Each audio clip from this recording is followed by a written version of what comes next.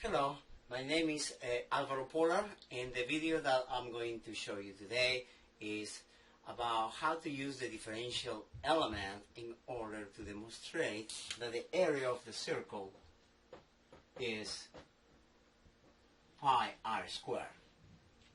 So let's start with the circle. We have our coordinate system. We are just going to use a two-dimensional coordinate system in this case, x and y, and we are going to use a differential element of area in this circle. We are going to choose a differential element that looks like a circular sector. In this circular sector, if this is representing the differential element of area, the angle for the circular sector must be infinitesimally small. We're going to call it d theta. The arc length generated in this circular sector is going to be dl. We're going to use the circular sector formula when the angle is theta, the radius is r, and the arc length is l, and we're going to say that l is equal to r theta. We know this formula is a very basic formula, and we are going to actually differentiate this formula where r is considered a constant radius.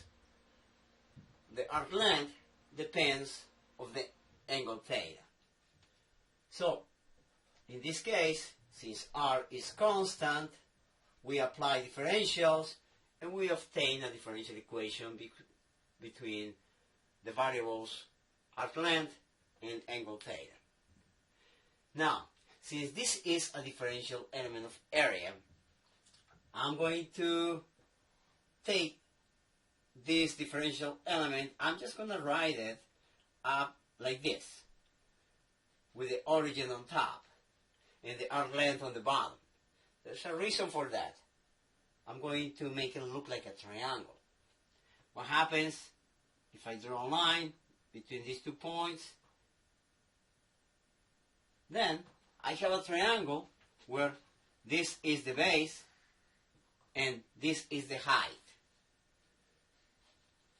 This, of course, represents dl, the differential element of the arc length, and this represents the radius, which is constant. Now, we are going to assume 2 approximations.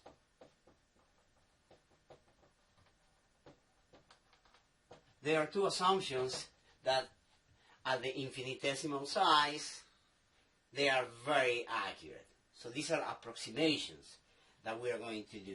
Approximation number 1.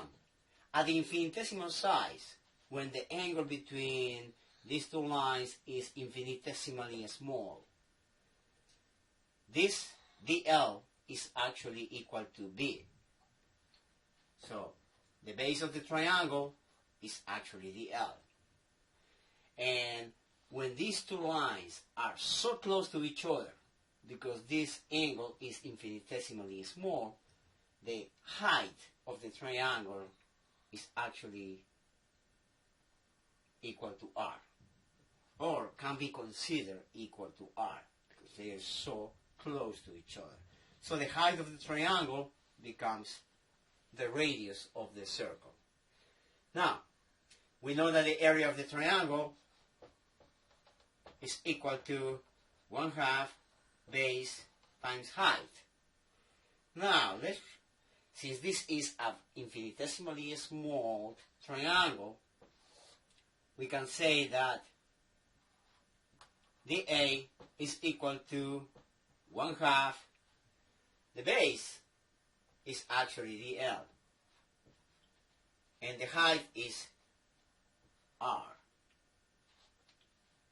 So we have our differential equations where the value of r is considered constant for a specific value of the radius of the circle. Reorganizing the terms, I'm going to say that the A is equal to 1/2 R dl. Now I just have to integrate both sides of the differential equation.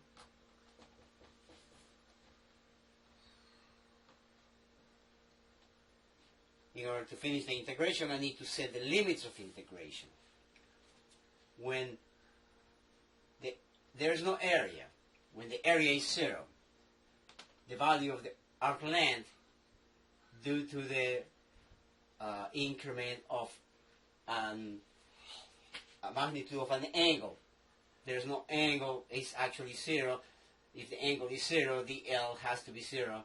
So when there's no area, dl is 0. This is the correspondence between the limits of integration for both sides in the differential equation. What happens when the arc length is the complete circumference of the circle, which is 2 pi r? That actually generates a total area of the circle called A. So we're going to call it A. So these two limits of integration actually are corresponding. Now, based on this equation, it's a simple integral. The students of Physics 201 at the moment, they can see that this is a very simple integral. Integral of dA from 0 to A is actually just A. Then, on this side, we have 1/2 R. Integral of dl from 0 to 2 pi r becomes just 2 pi r. Now, these two and these two are going to cancel out. 2 divided by 2 is 1. So the area of the circle based on this integral becomes pi r squared. That's the area that we have here. Now, we are going to differentiate in different terms. We have this differential equation, dA, I'm going to copy it again, dA equals 1/2, I'm just going to reorganize the terms, R dl. Previously, we said that dl is equal to R d theta. I'm going to replace dl by that expression. dA is equal to 1/2 R. dl is R d theta. I have another differential equation in different terms, A and theta instead of A and L. There's a reason why I am doing this. I'm going to organize the terms, 1/2 R squared, and I'm going to set my integrals.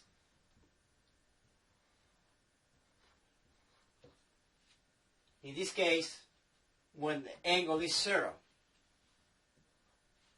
for this arc length, if the angle is 0, the area has to be 0 as well. What happens when the angle goes from 0 to 360? That means 2 pi radians. If the angle is 2 pi radians, actually it's generating the complete area of the circle, which we're going to call it A. Now, integrating this, we become with A equals 1/2 R squared, integrating d theta from 0 to 2 pi. That is just 2 pi. The 2 and the 2 are going to cancel out, and the area of the circle is pi r squared. Why am I presenting in two different forms?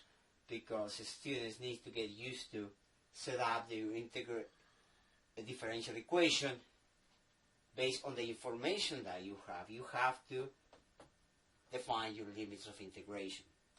Most of the time, students in Physics 201 are going to work with limits of integration based on angles. So you need to be able to identify that.